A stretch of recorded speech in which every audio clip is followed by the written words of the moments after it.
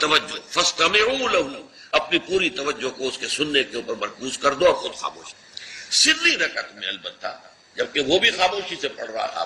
بہرحال ان چیزوں میں نے یہ سب کچھ بیان کیا ہے تو اس سے جو میرا مقصود ہے وہ یہ ہے کہ معلوم ہو جائے کہ اس میں کوئی بڑی بنیادی بات نہیں. نہ یہ کہ جو حنفی ہیں وہ اس حدیث کا انکار کرتے ہوں کہ لا صلاۃ لمن لم یقرأ بفاتحۃ الکتاب، کیسے وہ انکار کریں گے؟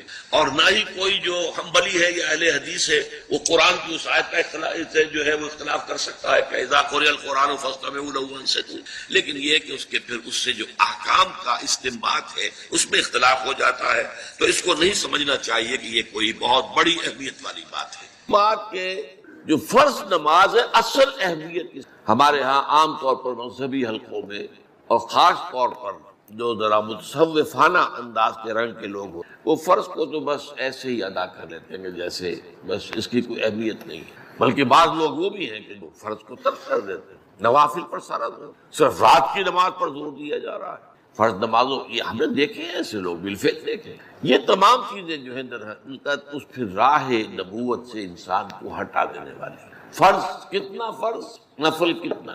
نوافل کے بارے میں جو ہے شریعت سے ثابت ہے وہ تہجد بھی نافلۃ لک، حضور کے لیے تو لازم تھی، باقی کے لیے لازم. جو قیام اللیل شروع میں تھا وہ لازم نہیں. ہاں رمضان مبارک میں اس کی تشریق ہے، وہ خاص ایک مہینہ ہے، اس میں دن میں کھانا پینا جو ہے وہ حرام کیا گیا. تو رات کو 2/3 رات یا 1/3 کم سے کم 1/3 رات جاگو اللہ کے قرآن کے ساتھ، اللہ کی کتاب کے ساتھ. تو یہ اصل میں جو توازن ہے یہ جو ہے بہت ضروری. ارأیت اذا صلیت الصلوات المکتوبات، حضور آپ نے دیکھا، غور فرمائیے کہ اگر میں جو فرض نمازیں ہیں وہ ادا کروں. اب مثلا ایک حدیث مجھے اور یاد آئی، فرض نماز کی اہمیت کو بیان کرنے کے لیے حضور نے فرمایا جس شخص نے عشاء کی نماز بھی جماعت کے ساتھ ادا کی اور پھر فجر کی نماز بھی جماعت کے ساتھ ادا کی، اس کے لیے پوری رات کا قیام رکھنی. فرض کی یہ اہمیت.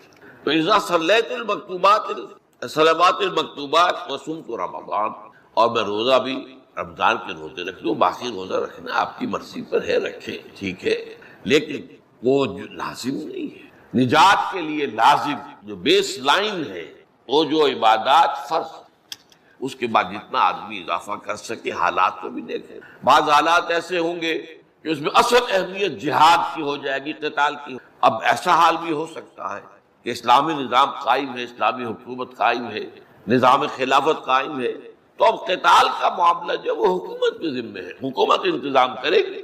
اگر کہیں 10,000 آدمی چاہیے، 10,000 آدمی نکل آئے چل جانے کے لیے، تو باقی آرام سے گھر میں سوئیں یا نوافل پڑھیں، ساری رات کھڑے رہے، ٹھیک ہے.